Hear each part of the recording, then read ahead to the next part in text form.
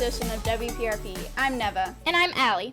Allie, did you realize that Friday the 13th just passed? Yeah, I did. Did you do anything to celebrate? No, but I did go to Field of Screams and Nightmare Forest the day after. That's cool. Sam, Kate, and Aubrey have some fun facts about Friday the 13th that they wanted to share with us. The origins of Friday the 13th are fuzzy, but there are links all the way back to the Middle Ages. The Bible links Friday the 13th to the day Cain murdered Abel. Many cult classics use the day as a symbol of negativity or bad luck. The Friday the 13th novel tells the story of a stockbroker who decided to destroy the stock market out of rage on the day. In Formula One racing, there is no car with the number 13 after 2 drivers were killed in crashes. Friday the 13th has links to Norse mythology, where Loki was the 13th guest at a Valhallan dinner and arranged for the blind god of darkness to kill the god of joy. A full moon happening on a Friday the 13th only happens approximately every 14 years. There are 688 Friday the 13ths every 400 years. Nazis dropped a bomb on Buckingham Palace on a Friday the 13th. The fear of Friday the 13th is scientifically called paraskevidekatriophobia. Many skyscrapers, hotels, and hospitals avoid having the 13th floor room. The famous Hollywood sign was unveiled on Friday the 13th. The people of the French Lick, Indiana decreed that all black cats would wear a belt on Friday the 13th in the 1930s and 40s. Let's get this out of the way. An asteroid will not hit the Earth on Friday, April 13th of 2029. It's about 320 miles wide and would be devastating if it hit the Earth.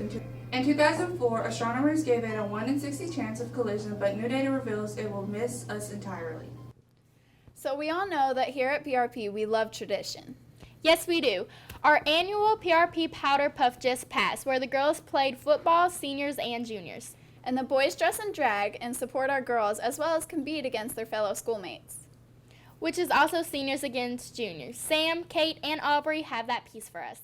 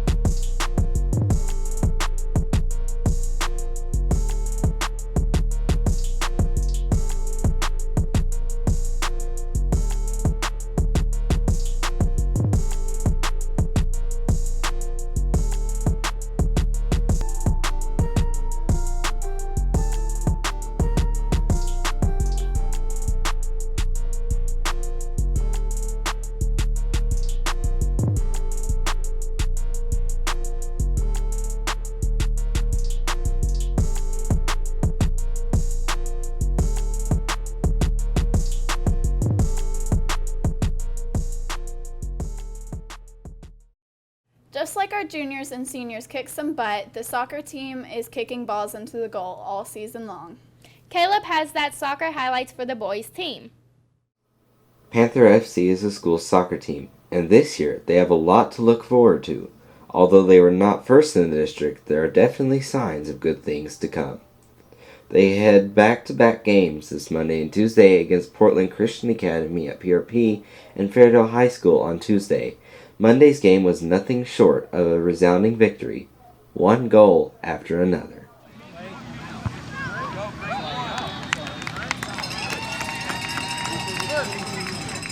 The final score Monday was 11-2 in favor of the Panthers, one of the largest victories they have ever had.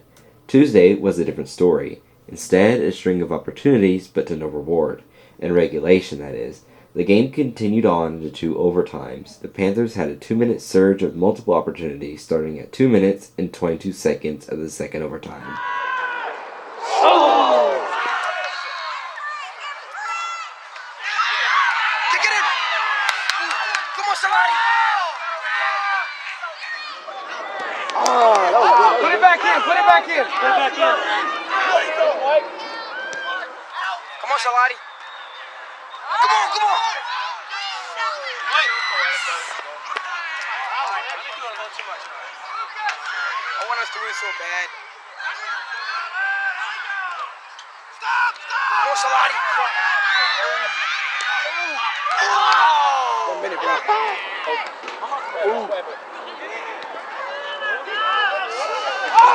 Get back in. Get that. Yeah!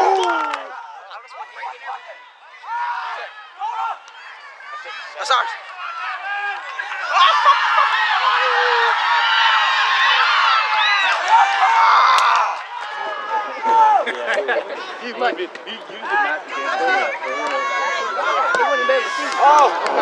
The game moved on into a penalty kick shootout, which still took considerable time before the Panthers came out as victorious.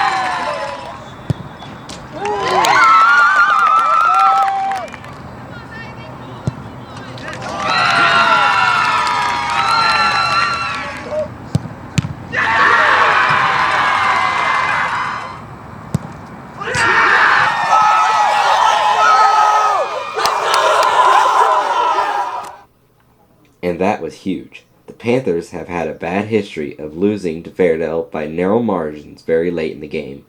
Finally, a breakthrough, something Coach Bohannon has said has helped. I think so. It's been we've known from the start that we were kind of down some numbers this year, and finally things are turning around and going in the right direction. They're starting to believe in themselves a little bit more. They're starting to have some passion. They're starting to have some confidence. And in a lot of ways tonight, we were the better team. Fairdale played well, and they did a fantastic job, and they fought hard. But we were more dangerous. We had more opportunities, and we hope that we can continue to build on that. And as our confidence continues to grow, I think these guys can get better and better and better. Coach Bohannon also elaborated on the effects of team changes with names like Kadir, Samad, and PJ graduating last year and key pieces coming in, such as Salati. I don't want to say that it's better. We had some guys last year that were just fantastic. PJ gets credit for a lot of that too, and Andrew did a whole lot behind the scenes. But man, the senior leadership this year, they're a family and they're together, and the rest of the team really feeds off that. But I'll tell you, both Javi, Julian, as you all would know him, but Javi and Julian, they're top class players in this region. I mean, we are so blessed to just have them and have their abilities at this time. Reporting for WPRP, I'm Caleb Martinez. It's been hot as heck outside, so I know they have been working their butts off. It is Hot-tober. You would think it would be cooler outside. Bipolar Mother Nature is back at it again, and Caleb is here again to tell us about it. This is Caleb Martinez with their weekly weather, and look at this forecast. This is something we've been looking for a long time. I know a lot of you. This is a big reason to be excited about this forecast. We're looking at all 70s throughout the whole next week, and we are looking at rain too. 40% for the majority of the week, and lows in your 50s. This is Cam Martinez with your Rich News Weekly Weather. We are coming to the end of the show, but we have one more extra special piece. Our friends Edward and Maddie bring us a heartwarming piece about the work being done at Southwest Community Ministries to help our area out. For almost 35 years, this building off of Terry Road has been able to change the lives of so many people in Southwest Jefferson County by creating a sense of community through their outreach to others. The biggest majority of people that we see are extremely grateful for our help and have told us over and over and over again, I don't know what we would have done without you. Karen Mitten has worked at Southwest Community Ministries as the Emergency Assistance Director and has seen the impact of this ministry firsthand. We help enough to get them through a crisis.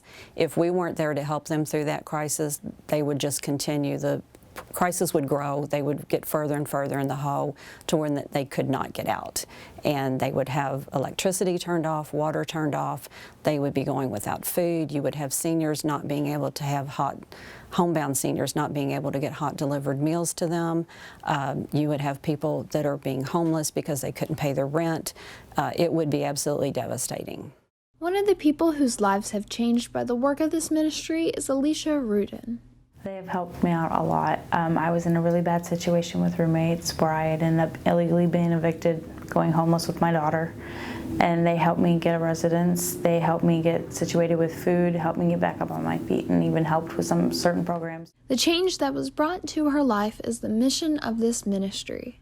We're not just passing off assistance or service, that we're actually trying to make a difference and help educate that person in whatever the scenario is and how they can better situate themselves. But that truly is behind a hand up and not a hand out, because we're trying to make an impact. Through this mission, approximately 11,000 mouths have been able to be fed through the food pantry held here Monday through Friday. On an average, 60 families are assisted a month in paying their water bills, electricity bills, and rent. And when it's back to school time, about 200 families are here for assistance with school supplies. We have a Dare to Care distribution site, so that means that we have a food pantry that's open Monday through Friday. We have a emergency assistance program. That means that we can help with rent, water, and LG&E. We also have a back to school program where we help with backpacks and school supplies, a kids Christmas program where we help make sure that there's joyful memories on Christmas morning.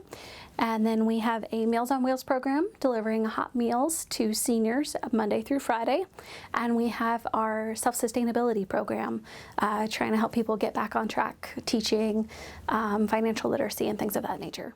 But all of these services could soon have to cease because Southwest Ministries has a couple of roadblocks in the way of their mission. Money, when it comes to government, like governmental funding, is never guaranteed.